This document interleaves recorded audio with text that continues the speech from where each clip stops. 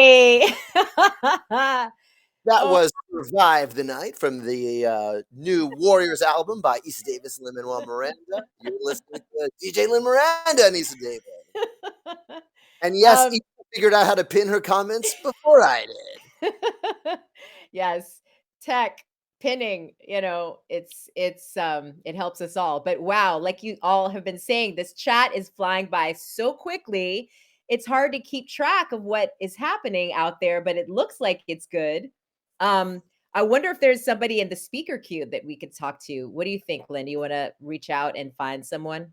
Reach out and Yeah, touch someone's I, hand? I'm gonna invite someone to the stage. I'm gonna do it at random. Okay. I'm gonna squiggity scroll. All right, let's see here. Does anyone have a question? I'll start with the first person who signed up there, Heather Duncan Cunningham. You're on with Issa and Lynn. Or rather, we sent a request. Oh my god, oh my god. Heather, Hi. hello. Hi, Lynn. I'm legit your biggest fan. Hi, nice to meet you. Do you have a question for me or Issa about Warriors? So, will this eventually turn into a stage musical?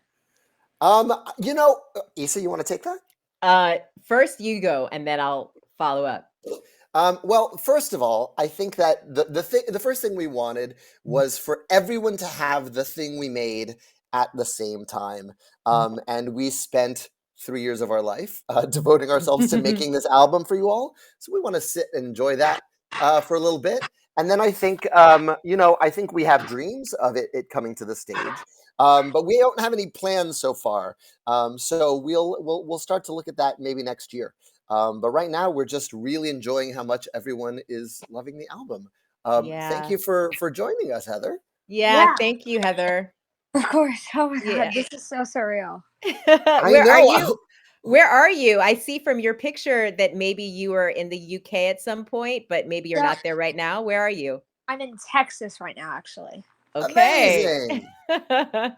Well, we hope that, as Lynn said, that we'll have a live component for this album. But what we're really into right now is being able to have this album just be everywhere in everyone's ears and everyone be able to spend time with the narrative and with these characters and with these songs. And so we're so glad that we get to do this with you here, everybody, with you, Heather, and all the folks on the chat and everyone listening. Looks like we got, 2,500 people? That's amazing. Yeah. And counting. All right. All right. Thank you, Heather. Thank you for coming to the stage. I'm scrolling all the way down and click on Rukyomin. Rukyomin, you're on with Issa and Lynn Miranda. Hello. Hello. Hi. Hi. How are you? You're up in a car. I love it. Stop. I'm perfect. Back from work. Amazing. Thank you for joining us. Who knew you could talk through Spotify.com? No, I would never have guessed. Well, let us know if do you have any questions about what we've been up to or any comments on the record? No, I'm literally like starstruck. I'm obsessed. Everything about this is amazing. Thank you. For this genius that you put out. Thank you very much. Oh, this is crazy. Oh my gosh. Well, we hope you drive safe. Keep your hands at 10 and 2. Oh, you know I got it. It's all good. Okay, great. Well, thank you. We're going to play our next tune now, I think. That seems to be... Let's do it. And while we do that, I'll collate some questions from the very fast text thread. Okay, cool. Well, this next song is one that we couldn't believe we were actually able to pull off, and it features the artist Ms. Lauryn Hill. Let's go. No, that's not Tinnitus in Your Ears. That's the end of the track, If You Can Count, starring the legendary Ms. Lauryn Hill. Wow. We should probably talk about the fact that Miss Lauryn Hill is on our album. And right. We really, really should do that. It's a highlight of our lives. Genuine career highlight. We got in touch with Miss Hill's manager, Suzette Williams, Found out she was a fan of Hamilton. That was our toe in the door. And then we proceeded to message her every week for about a year. And, Miss Hill had a very busy year touring Miss Education. And then one day we got a Dropbox file, and everything you hear on that track was in that Dropbox file. Yeah. And it was just incredible. I know. I saw one of you said you wished you could see that picture of Lynn that he sent to me once we got that Dropbox. So, maybe that'll have to show up on social media at some point. I'll post it in the stories right after our listening party. Yeah, but I mean, this is the thing when you're working with people who are world-class artists, who have really changed the culture in the way that Ms. Lauryn Hill has, then what you do is you really get to be very humble. And the fact that she was feeling that this song, that this character, that this project, that us as collaborators were, something that she wanted to affix her name to is not lost on us. And that's why we talk about this being like a great, great honor. Um, and it's just unbelievable, right? What she's able to do with her voice, what she does to all of us. And I think, we've been saying this, but if she said, it's time for a peace meeting up in the Bronx at midnight, I would go. We would all be there. We would be there like this Spotify party. We would just show up. Yeah. And something else that has been coming up in the questions has just been about the music and how this was all created. And of course, we have to shout out our producer, Mike Elizondo, who made everything happen, made all the sounds, that came from, that came from the raw ideas that I had and that Lynn created these amazing demos for, and then bringing together all of these amazing live musicians and all of our artists to really create this sound that we hope is indelible, something unique, and something that gets to be born right here on Warriors. What? I grabbed some of the questions speeding by in the chat Good. and pasted them in a Word doc because I am a Oh my geriatric gosh, millennial. you're so good. I'm so old. Natalie Wright asks, what is your favorite Easter egg hidden inside the album? Do you want to take that first, Eisa, and then I'll answer? Oh my gosh, favorite Easter egg? Well, this is kind of a joke between me and Lynn, but I think some of you out there might like it. There's a song by Joe Walsh called In the City that ends the film of the Warriors. And we have a little shout out to it in the finale of the album. And you have to listen very, very closely to hear it. But that would be my secret Easter egg that I think is pretty fun. The one that came to mind. In the mix of the finale, you'll hear the ethereal Julia Harriman going, "I above the city." The city. Yeah, in the city. Oh God, it's such a good song. Well done, Joe Walsh. One more question from Three Neola from the chat, and then we'll go play another song. Were there any challenges in translating this movie to the audio storytelling? I mean, you should answer that one. So many, Three Neola. And honestly, that was the fun of it. I think I'm such a fan of the movie that I was really in awe and kind of nervous about doing a visual representation of it. I really wanted to focus on how the music could tell the story. And so, every decision from how do you represent all of those badass gangs marching north to the Bronx? Well, let's have an MC represent each borough, and let's have the MCs actually be from the boroughs they're representing. One of my favorite Eisa moments of genius was when we were figuring out how to, and this ties into a question a lot of you have asked, which is how did we come up with the musical genre for each gang? And when we were talking about Luther, Eisa played me a band, and it was a metal band, and I could feel my grandmothers in heaven crossing themselves as I listened to the music. It was such virtuosic, chaotic, evil sounding music that I was like, that's the sound of Luther. And we leaned into that in writing Luther's tune. Yeah, I mean, we're gonna get to that tune later on in the set, and I mean, being able to have such an amazing story just from the film and from all of the other things that it's been adapted from, the novel and the original Greek narrative, we had so much to use, and then we just got to use our imaginations for, what kind of story we felt would be the most effective. And a lot of you have been asking about, the warriors being women, and that was something that was really foundational in this adaptation. And I'm so glad that Lynn had that idea and that we got to really flesh that out together, to make it feel, to me, now inevitable for this narrative. So yo, okay, well, how about this? Should we play another song? Is Let's that play what we another should do? one. Yes. Okay.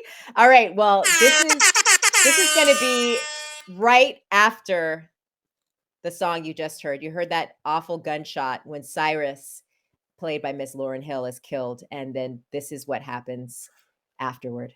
Oh, by the Derailed. way, and actually, this leads nicely into my favorite Easter eggs, Oh, which are Sebastian and Francisco Miranda, yes. who are hiding in the vocal mix of this. That loud, high pitched scream you'll hear when the beat drops is my 6-year-old son, Francisco, and just before the brilliant Kim Dracula scream, "It was the Warriors," you'll hear a quiet "Run." That is my 10-year-old Sebastian Miranda. And you'll hear that run again at the end of the track. Listen, Rustin, I put my kids to work when they don't leave my office. That's just, if you're going to be in here, you got to put some work in on the mic. All righty. Enjoy. Derailed.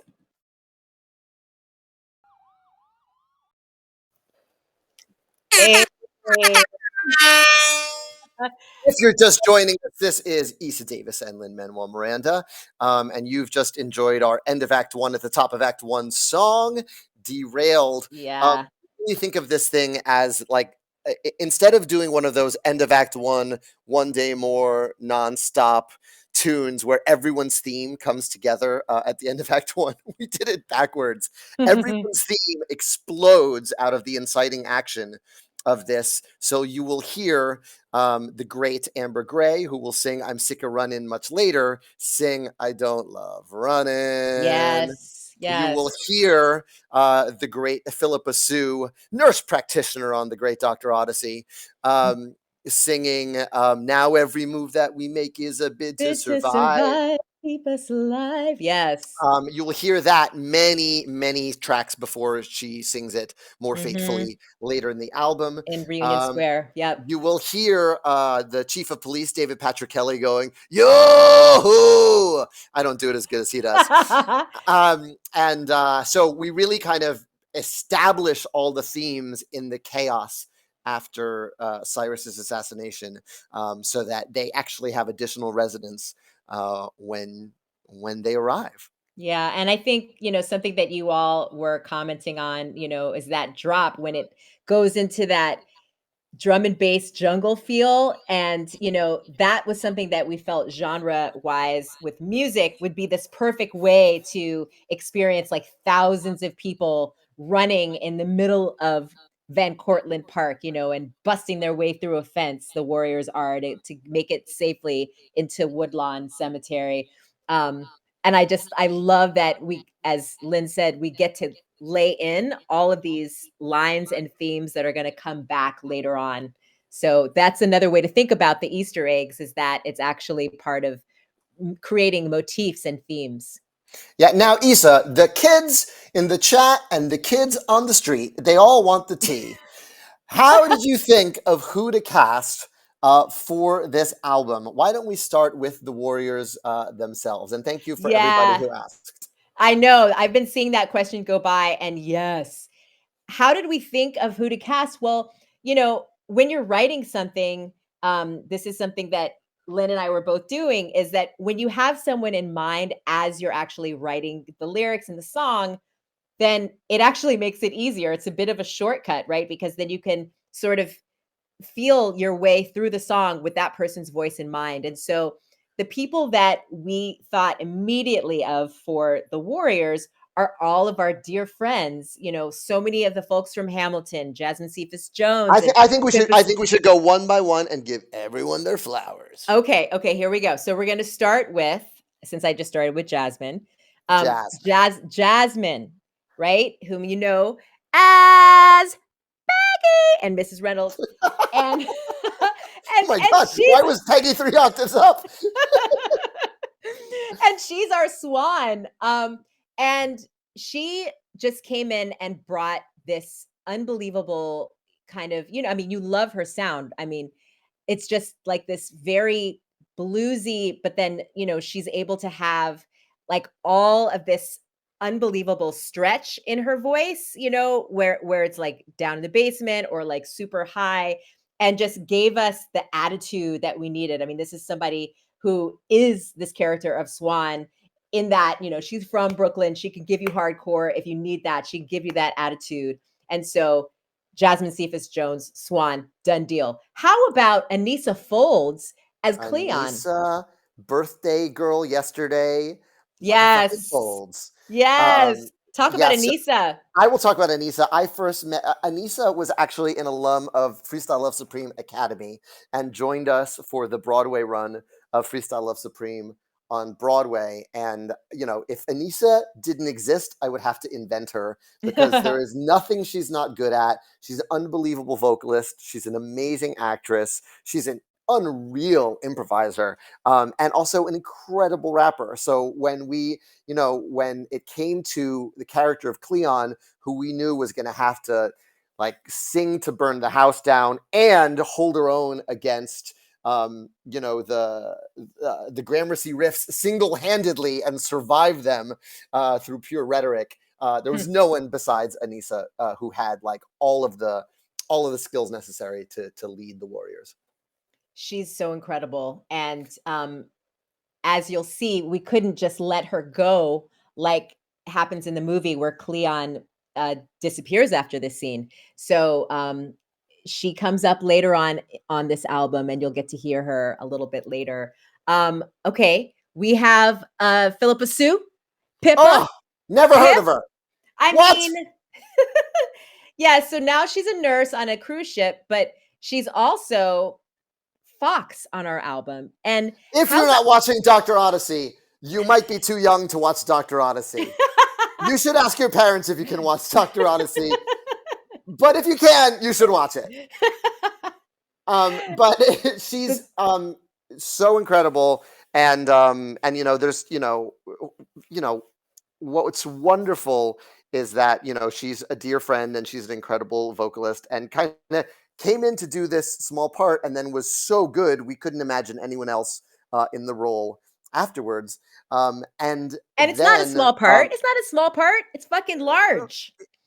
But it got larger once we started realizing what Pippa could do with it.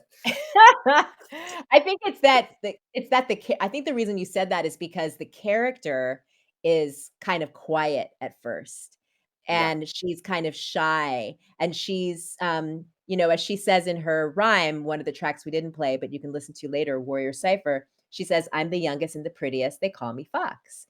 And you know, she's a fox, right?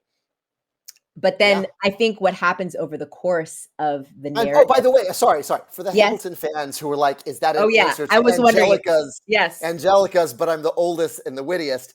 That's Eisa's line. That's Eisa's Hamilton Easter egg, not mine. Yes, I know. It's funny how all we pretty much totally entangled our neurons in this process. Where It's true. we have the same brain. But yeah, I mean, I think the thing that was so great with Pippa is that she can do anything, and she proved how she can do anything in this role where, I mean, she's singing probably lower than you've ever heard her sing. And then she's also, you know, spitting in the same way that Angelica might be spitting in Satisfied, you know, when she is doing Reunion Square. What an incredible, classy lady. And we got to work with her on this album. It was such a gift. Quickly, the great Kenita Miller, who plays Yes. Cochise, was Yes. actually played Eliza in an early reading of Hamilton, and she's actually the first actress to sing "That Would Be Enough." I wrote it when I knew I had her voice in the room, and she just has one of the most beautiful, soulful voices I know, and we're so lucky to have her. Yeah. And on On that Spotify, whole, she just won a Grammy this year for her work with Michelle and Cello. So you can check her out with that project as well. And then there's Sasha Hutchings, who's a Hamilton OG, and she's our cowgirl. And just, that's exactly who we had to have, because she just totally has that free love spirit, that flavor. I mean, she doesn't smell like patchouli, but she definitely has a hat collection, a lovely yeah, when cowboy we hat called her to collection. offer her the job, she was already wearing a cowboy hat. Oh my gosh, wait. Julia Harriman plays Julia Mercy. Harriman. Talk about her. I mean, call me Mercy. She's incredible. I got to play opposite her in Hamilton. She was Eliza, but it wasn't until I saw her in the workshop of another musical where she had to sing these crazy rock vocals that I went, oh, she also has that weapon in her arsenal. And so we were sort of thinking of that character of Mercy as kind of the Pat Benatar of the crew, and I knew she could deliver that, and she did it brilliantly. Yeah, and Amber Gray, someone that Lynn has known for years and years. But I Indeed. think, is this the first time you ever worked together? Is that true? This is true. This is the first time we ever had the chance to work together, and obviously, Yeah. fans of Hadestown and Natasha Pierre and Here We Are, which was last year. I mean, she's just got one of those voices where as soon as she starts singing, it's Amber. And she's rough and tumble. I mean, as Ajax, she gives you all of the aggressive energy that we Yeah. needed for that. And I mean, what a voice, what a spirit. Giselle, Unbroken. Giselle Jimenez was someone we met. I actually first saw her in our friend Kiara's musical, Miss You Like Hell. Yeah, me And, too. That was the first what, time for me. yeah, one of those like spit out your coffee. Who is that? Yes. And then I put her in Tick Tick Boom to do the solo in Tick Tick Boom, where she goes, anyone who ever has or ever will be anyone will be there. And so, yeah. Are we missing anyone? No, those are our ladies. So here's what we're going to do. We're going to play another song, and then we're going to look at our speaker queue and bring someone else on the stage, and also keep track of more questions. We're going to Thank bring you so many so people on much. the stage. It's going to be like a mosh pit. Thank you so much for being here with us. And let me see what we got up next. I think we're going to play. Let me see. Oh, I know what we're playing next. Okay. It's a little bit. Hit him with the heat. Hit him with the heat. Here we go. Well, Eisa, I'm going to throw this to you as well, so get ready. It's very hard for me to pick. I like to stick up for the songs that most people don't think as much about. Skylar Defeated. I'm going to lead with Skylar Defeated. It is 2 minutes, and in that 2 minutes, Burr becomes an elected official. Thank goodness. Then after that, I'm going to pick Blow Us All Away, because it's not sad yet, but it's about to get really sad. So I really enjoy just the happy times with that whistling sound effect and Anthony Ramos just kind of bopping along the stage, living his best life. And then I think, this is a sincere answer. It's That Would Be Enough. Not just because I was thinking about Kenita's version of it, which I do have a demo of and is absolutely stunning, but because I think that's probably the most autobiographical song in the show. It's probably my love letter to my wife, snuggled amidst all those 46 other songs. Wow. I love that you went for those. I also had to go for some deep cuts like Battle of Yorktown. I had to go for Yes. I would actually go for just straight up Wait For It. Come on, I have to. Yeah, Wait For It. Why Wait not? For It's pretty good. And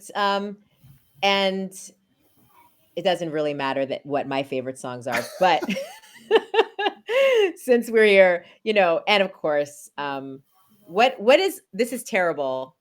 I can't remember if it's Quiet Uptown, which is Have Pity, which is that Quiet Uptown? That's Quiet Uptown. Thank you. Quiet Uptown.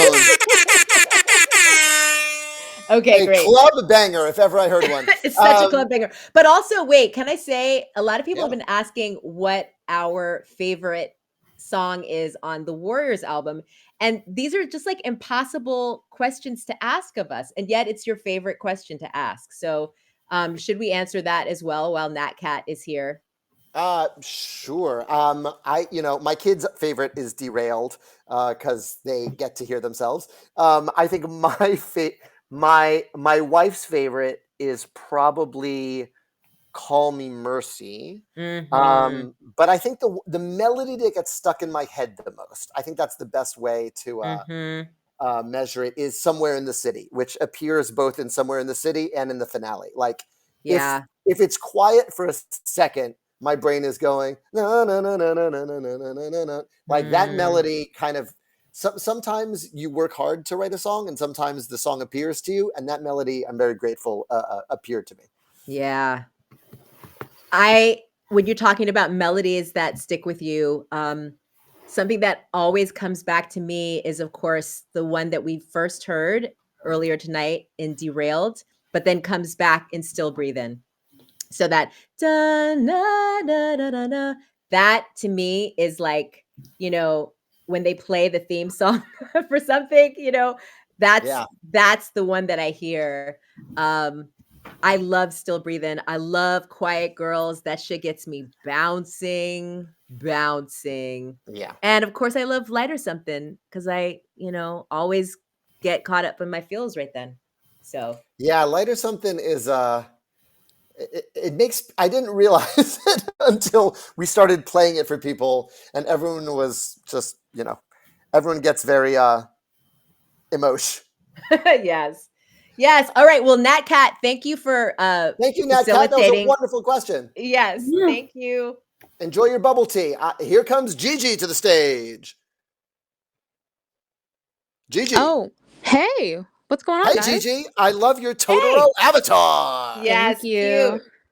I had to change my name. I was actually Kaunashi, which is no face before this.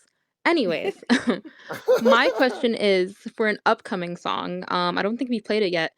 How did you get El Canario on Leave the Bronx Alive? Oh, talk This about is a that. fantastic question. So here's the thing.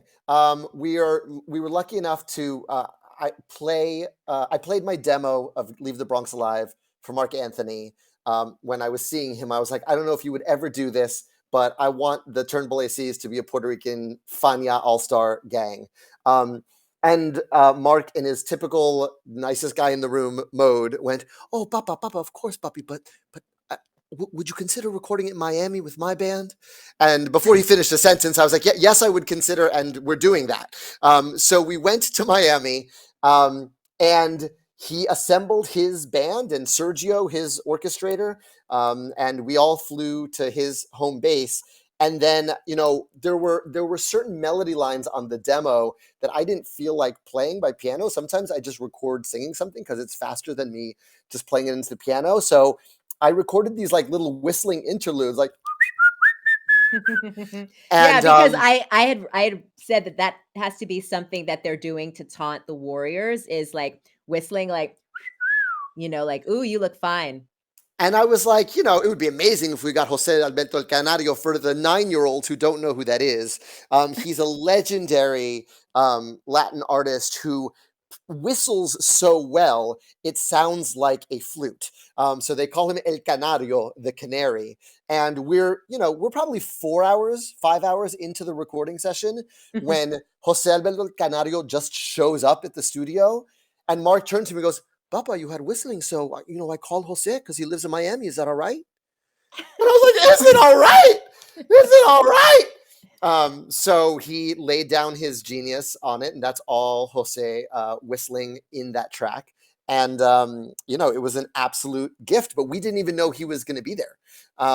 So we were thrilled, and that was a one all-night session. Mark lets everyone else record first, and I think he started singing at around 4:30 in the morning, and Yep. recorded all of his stuff around 4:30 a.m. And it was absolutely insane. Yeah, once in a lifetime experience being with him all night. Indeed. Thank you, Gigi, for your question. That was a good one. Yeah. And letting us tell that story. Word. Okay, so we're gonna play a few more songs for you, and I think we'll actually play a few as opposed to just one and then coming back to talk. I think we'll play like a few in order. How about that, Lynn? Does that sound Great. cool to you? Yeah, and I'll keep answering questions in the chat. I love a chat Okay. that moves at the speed of my ADHD brain, and we'll just keep going. Here we go. Call Me Mercy, Julia Harriman.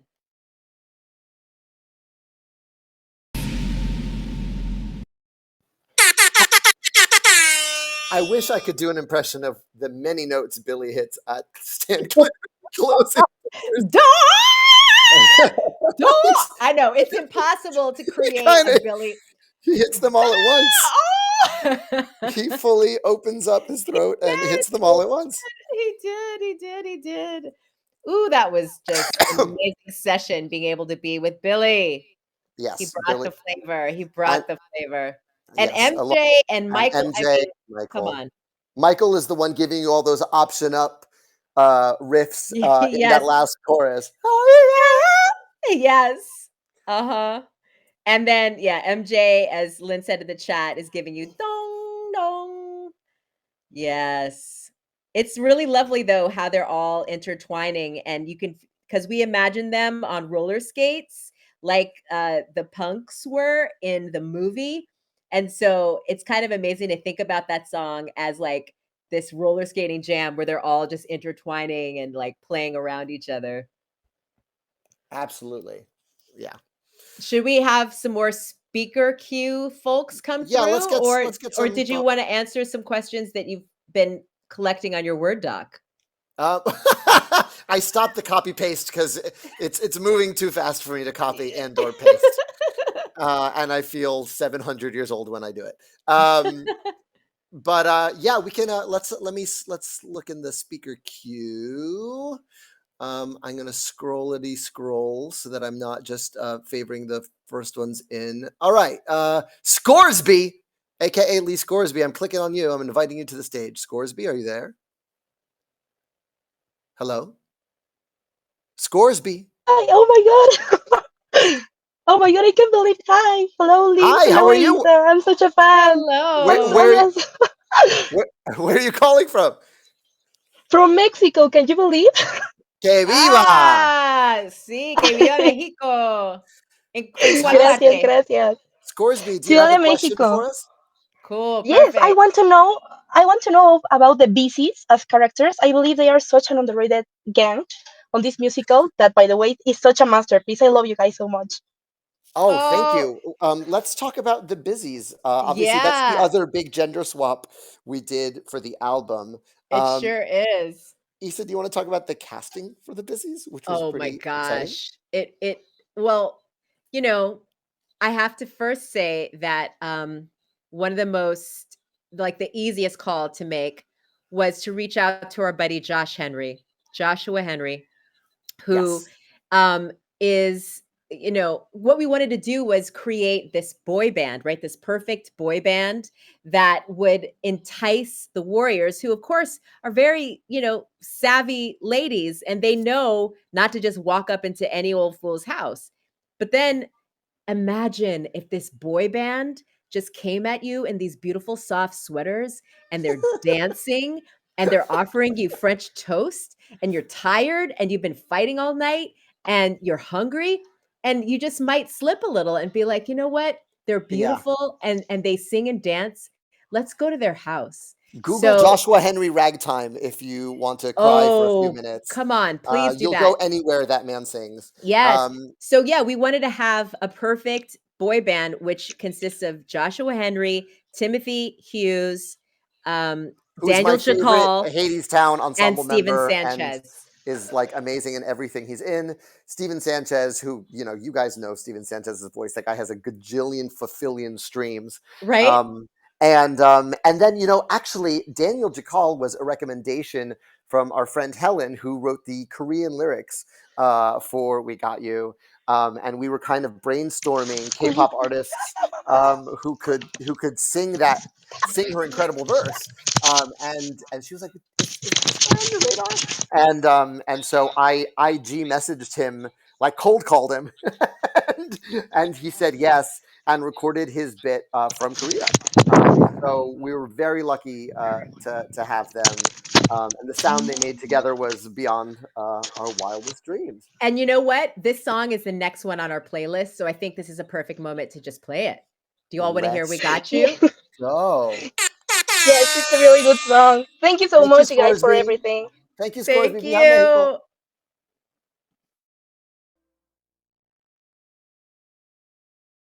And you have that horn. Oh my gosh. The Busy I love on it. Spotify Live Party. Oh, Lynn Master Flex Night. Lynn Master Flex Night. Oh, well, okay. Something I've been noticing is that we've been getting a few requests for songs, and Amazing. I'm wondering if we should add those into the playlist as well. I think we should. I've been seeing a lot of Orphan Town. I think we should jam to Orphan Town. Now, Orphan Town has a couple of our friends on it. In addition to the Warriors we already talked about, it's the introduction of Julie Harriman's Mercy.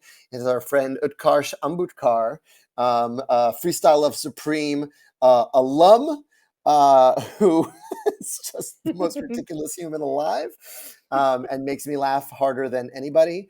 I knew he would rise to the challenge of representing the crew so minor they didn't even get invited to the conclave. And then he is backed up by the great Casey Likes Yeah. of Almost Famous the musical and Back to the Future the musical fame, who also, thankfully was across the street because we recorded this album at Atlantic Studios on 50th Street, and there's the Winter Garden Theater right across the street. And was just fantastic, and I'm so blown away by his talent. He is so young and so good at this. So we had a blast having them. And I think another thing I want to point out before we play it is that pretty much every ridiculous thing in the song actually happens in the movie. The orphans do carry around clippings of their rumbles and show them off to other gangs.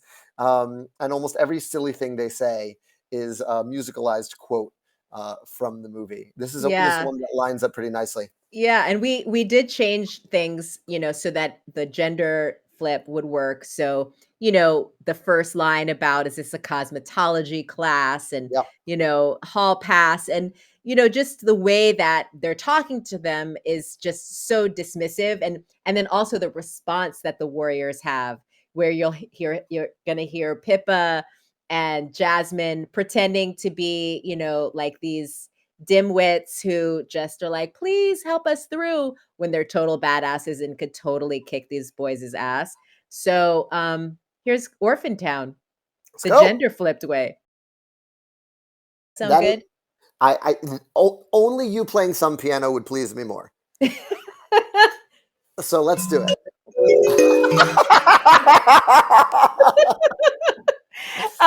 Something that people have been asking a lot about is, what the challenges have been, or what's the longest song. I think Lynn said that writing the finale was the toughest. But I just have to say that we really didn't run into many challenges on this. There was Yeah, something it was a joy. so smooth and easy and ecstatic about the whole process, and I think that comes from Lynn having this idea and loving it so much and then surrounding himself with people who would feel the same. And I think we just really got blessed with so many wonderful collaborators on this. And the fact that you all are digging this album means the world to us. Yes, thank you for spending time with us. Thank you for enjoying the album. We're incredibly grateful. The last collaborator on any project is the audience, and we have had the best collaborators in all of you guys. So thank you so much for listening to the album. Thank you for the videos and the texts and the questions. You guys are the best. Thank you. Here's the last song we're going to play for now. And, people have been asking about, like, how do you get your friends to listen to the album? And I think you just ask and say, let's have a listening party just like the one we had tonight. Like, let's all get together and listen to this album uh, as a group, and just have fun listening to it the whole way through and maybe even acting out some of the parts that you like. I think that's the best way to listen to it. And I hope you all can try that, and a fun holiday Yeah. activity. We've been having a blast doing listening parties with our friends before the album was out, and it really is the most fun way to listen to the album. So, when you come home from watching Wicked with your musical theater friends, Yes. put on the Warriors album. All right, here goes Somewhere in the City featuring Coleman Domingo and Anissa Folds. And I think someone named Lin-Manuel Miranda is singing backup on this too. Ooh. Down if you all want to listen together and keep Yeah. on texting. So if we can cue that up and just play it from the beginning to the end, y'all Yeah. can stay on and keep partying.